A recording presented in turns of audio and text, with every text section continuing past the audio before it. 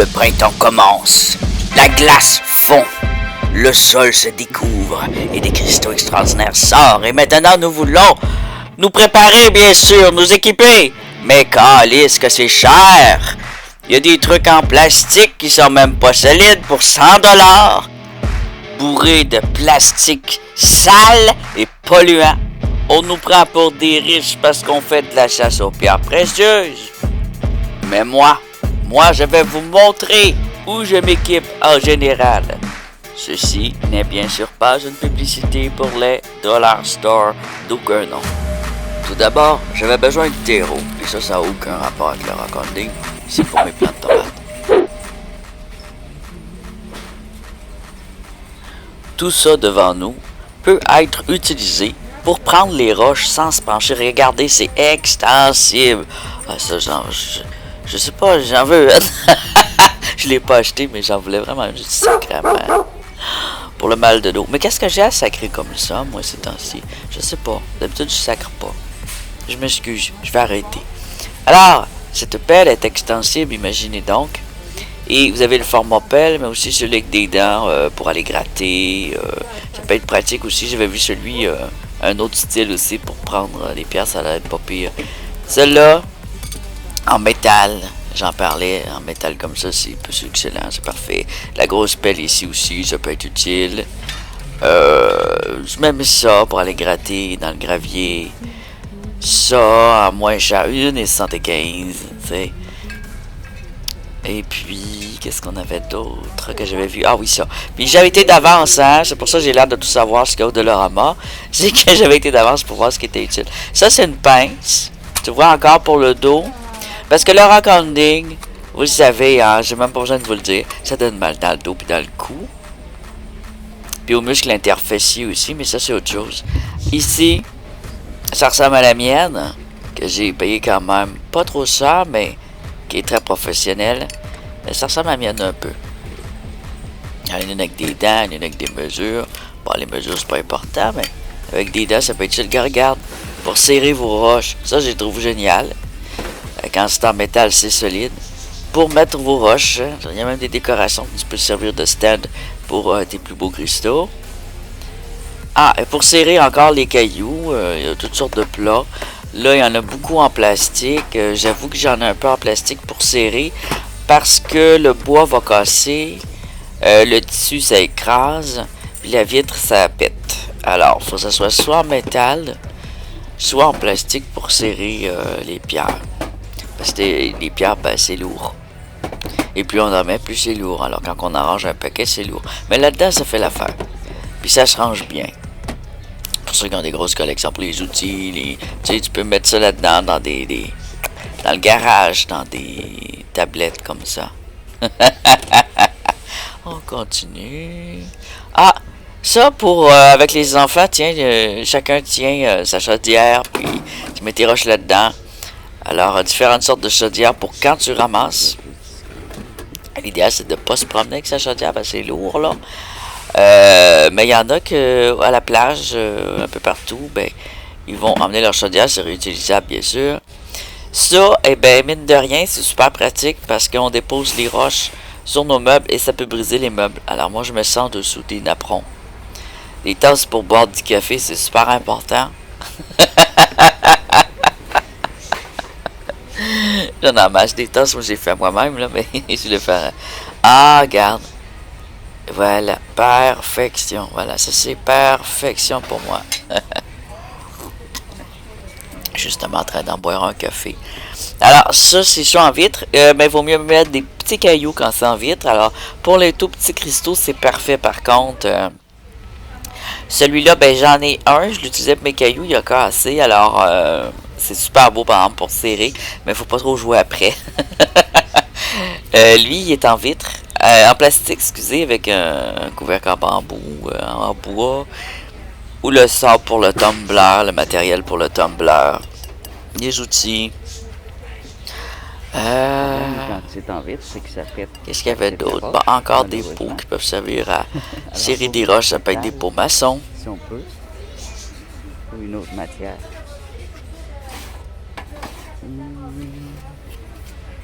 C'est sûr que ça fait joli par contre quand ils sont. Ça j'aime bien pour les petits cristaux. C'est excellent. Les genres comme ça. Ils sont plus petites, les petites roches, ça pètera pas.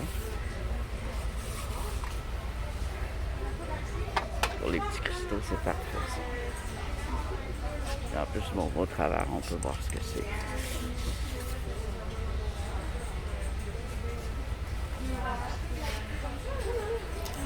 Ça, j'ai fait une expérience en vidéo, vous voyez l'utilité.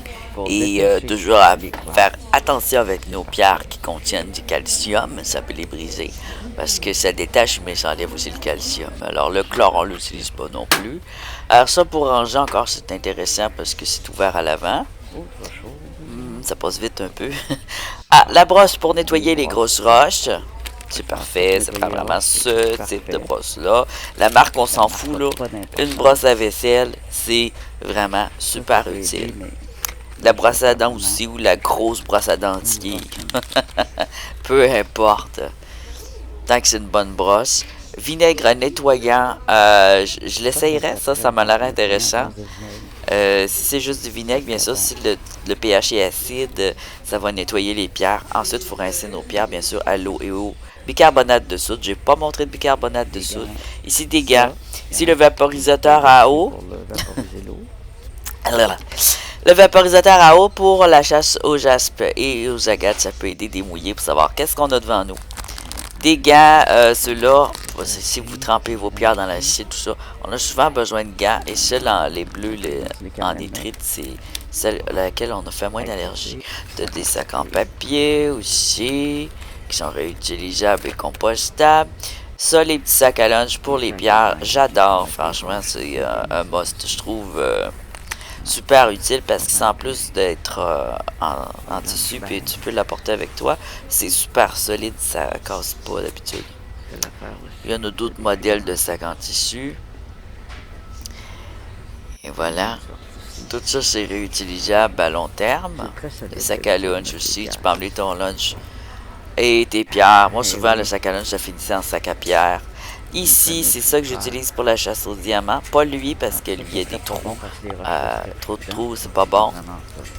Celui en longueur, il est pas bon. Faut vraiment que ça soit le grillage pour la chasse au diamant. Tu as différents tamis. Puis tu as le tamis macaroni, c'est que j'aime bien.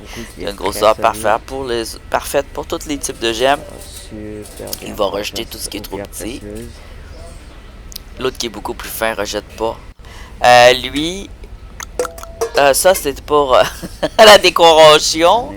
C'est pour laver vos pierres en bas. En haut, ben, ça peut servir aussi pour serrer. Pour serrer les pierres, il y a plein de trucs. Puis pour vos outils, votre sable fin, votre sable décoratif, votre sable à tumbler, vos trucs à tumbler. Et la bouteille, la chose la plus importante, la première chose à prendre, c'est la bouteille d'eau.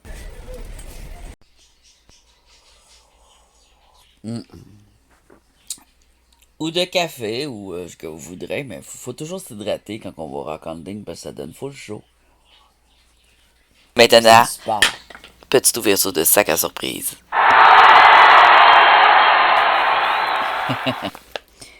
Et j'ai reçu un petit colis du Sri Lanka avec des magnifiques timbres. Un timbre avec un topaz, une orchidée, des coques. Je vais garder les timbres pour la collection de timbres. Je sais pas ce qui est rendu à la collection de timbres, c'est à mon fils, là, mais je sais pas ce qu'il est. Je sais pas ce qu'il est parti avec. Ici, j'ai un unboxing à faire aussi, tout petit. Alors, ça, c'est déjà écrit derrière ce que c'est. Sealing clé, argile à sceller. En fait, vous allez voir, je vais vous l'expliquer. On va le déballer tout de suite. Si c'est bien ce que je pense. Ah, voilà.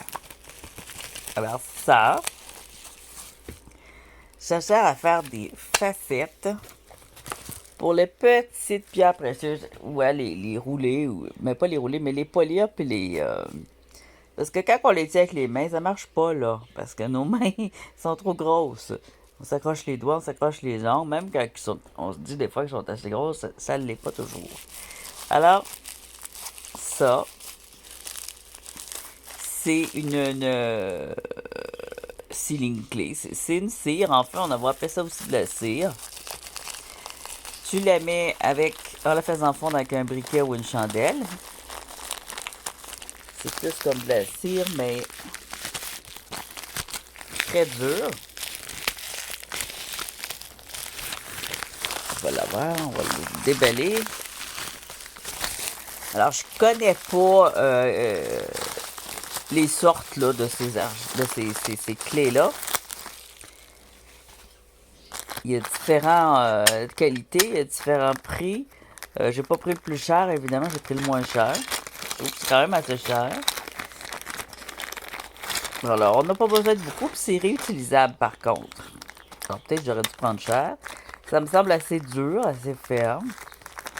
Alors, il faut des bâtons. Alors, ça, des bâtons, c'est facile à faire, hein.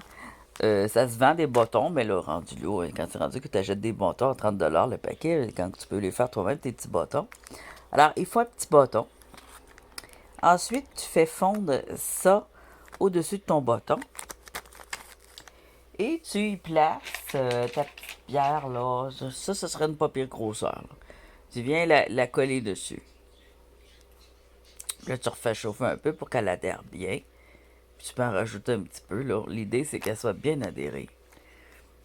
Avant de la coller, il faut faire une surface plane. Puis là, tu la colles. Puis là, ben, tu y vas. Ou sinon, tu le fais après ou avant. Tu sais, c'est au choix. Puis là, ensuite, ça se tient par un bâton. Puis là, tu viens le déposer sur ta scie, sur la face à polir de ta scie ou de ton Dremel même. Ta pierre à polir de Dremel. Pendant que ça roule vite, toi, tu viens. Mais là, tu n'as plus besoin de faire ça comme ça là, parce que tu as ton petit bâton. C'est à mes petits saphirs que j'ai très hâte de tailler. J'ai beaucoup de belles petites pierres que ça fait longtemps que je vais tailler. Et c'est ça. Il va sûrement avoir une vidéo sur ce sujet-là, mais pour moi, ça va être expérimental. Alors, ça sera pas vraiment une vidéo instructive, là, parce que ça, c'est nouveau pour moi aussi.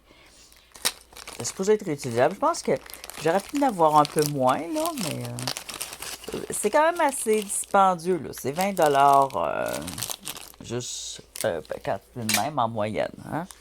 Alors ici, moi je les ai déjà vus, j'ai triché. Vous allez voir, c'est joli. Alors là, ici, on a des spécimens de pierre. Une que, ça m'a surpris, c'est marqué sur le paquet que c'est artificiel. Alors, ça peut arriver. Mais c'est pas celle-ci. Alors, celle-ci, c'est une nouvelle sorte de pierre que j'ai découvert. Qui ressemble beaucoup au feldspath, en fait. Et puis, je l'ai vérifié parce que j'essaye d'identifier des pierres que je suis pas sûr et certain de l'identité. Puis je me suis pris celle-là comme spécimen. Je l'ai vraiment pas eu cher, là. C'est vraiment un bonus de chance aux enchères. Je l'ai peut-être payé une scène, là. C'est une beauté. Alors, c'est une pierre qui ressemble au feldspath. Mais c'est plutôt un cristal parce que, tu vois, là, c'est un cristal rose, là. Puis là, tu vois, je vois que c'est pas du feldspath parce que ça brille pas beaucoup. Alors, moi, les pierres que j'ai, ils ressemblent à du feldspath, mais sont beaucoup plus dures et elles brillent énormément. Et puis là, je voulais voir parce que j'en ai des fois qui ont des textures comme ça. Mais non, ça me confirme que ce n'est pas cela. En fait, cette belle pierre, je vais mettre le nom en bas parce que je ne sais pas par cœur vu que c'est nouveau et j'ai pas de bonne mémoire. J'ai essayé de la prendre par cœur quand j'ai découvert, j'ai regardé des tonnes de spécimens. J'ai réussi à gagner lui, qui est très joli, fort joli. C'est un bel exemple. Alors, c'est c'est un cristal, en fait, hein, je l'ai dit. C'est pas tout à fait une pierre. C'est un cristal qui pousse en forme de fleur. Oui! Alors, il pousse toujours en forme de fleur. Et il est rose pêche. Rose pêche, ou si vous voulez, rose saumon. Dans différents tons, là, presque rouge à blanc. Il y a un petit peu de gris ici, là. Alors, c'est une nouvelle pierre que j'ai découvert et que je voulais vous partager. La dureté, ça n'a pas l'air full dur. La texture est étrange. Les tenir, c'est vraiment étrange. Je vois que c'est complètement différent. C'est léger comme du plastique ou du bois. Mais c'est pas du bois ni du plastique. Il a peut-être été verni, par exemple, avec un vernis. En tout cas, c'est full mignon.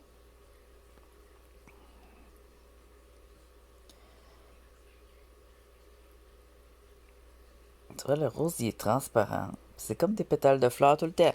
Ça ressemble à une fleur, ça ressemble à des pétales de fleurs, mais ça ressemble beaucoup à des fleurs.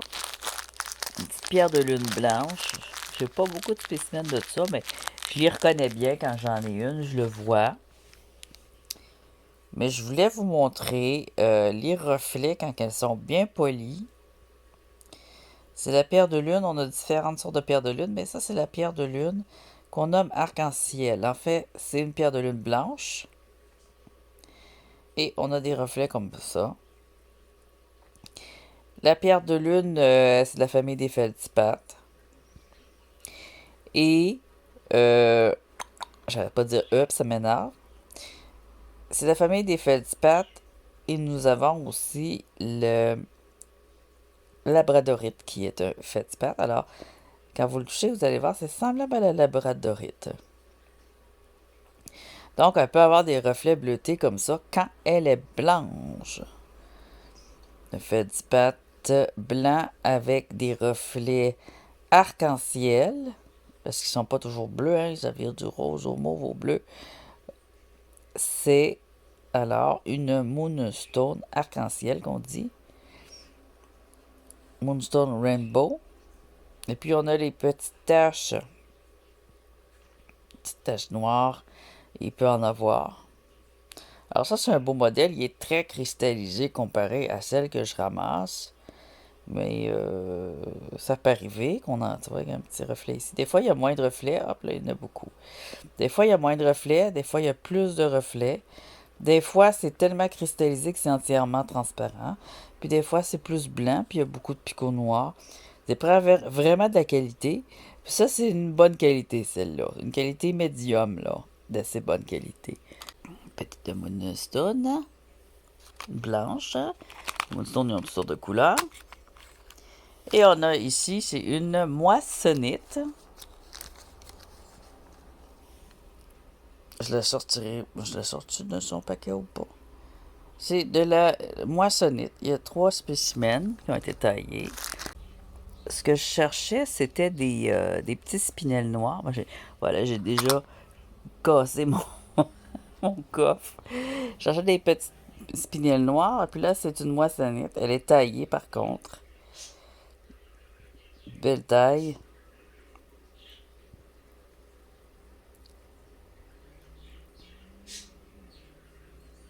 Ça brille à fond.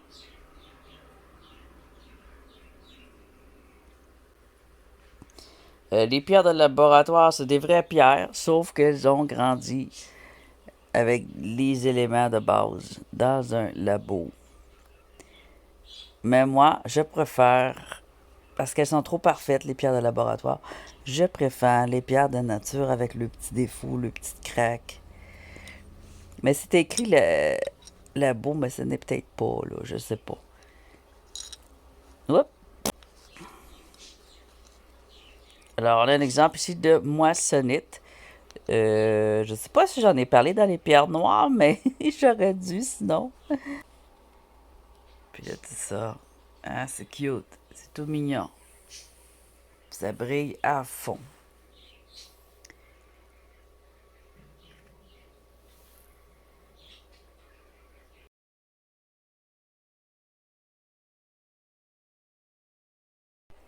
Je me sens comme un riche quand j'ai pris de belles pierres bien taillées, bien facetées comme ça, tout ensemble d'un paquet, là.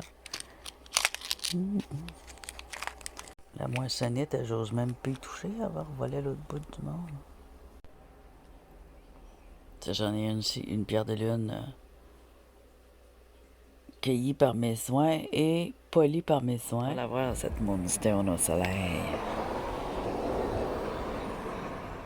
Je sais pas c'est quoi la partie noire qu'il y a dans la Moonstone. Ça brille beaucoup. Ça reflète beaucoup. Ça n'est peut-être la moissonnette. Parce que c'est de la pierre amica, hein, probablement. C'est noir. C'est noir. Tiens, on a un reflet ici. Des reflets intérieurs. T'as la brillance de surface, mais t'as le reflet intérieur. C'est ça qu'a fait la Moonstone. Elle fait des reflets intérieurs.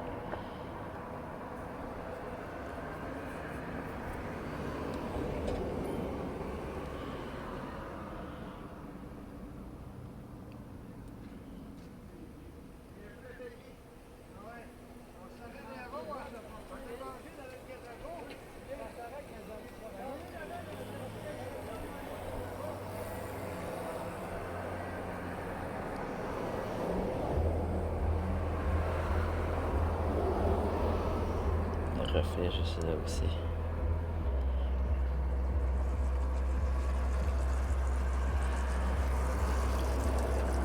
Nice.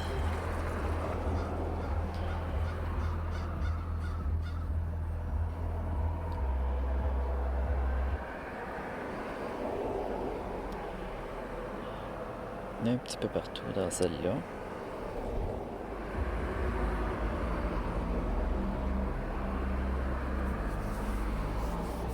Un gros corbeau qui vient de passer. Le corbeau aime les pierres précieuses.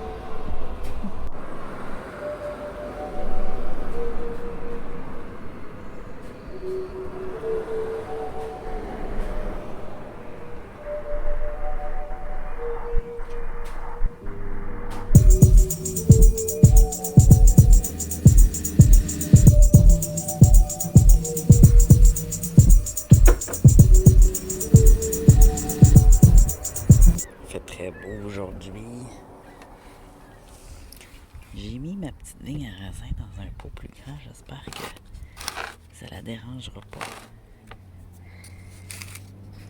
Ça ici, c'est un plant de rhubarbe.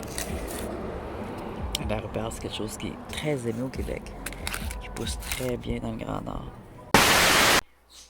Alors voilà ce qui fait notre petite pelle. Notre petite pelle. Notre petite... J'ai l'air endormi en plus. Ce qui complète notre...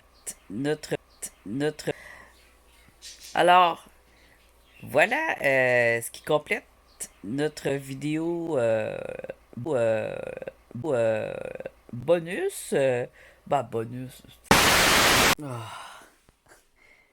Je travaille vraiment trop, je fais d'overtime en ce moment-là. Ça paraît. Allez, à la prochaine. This is the end.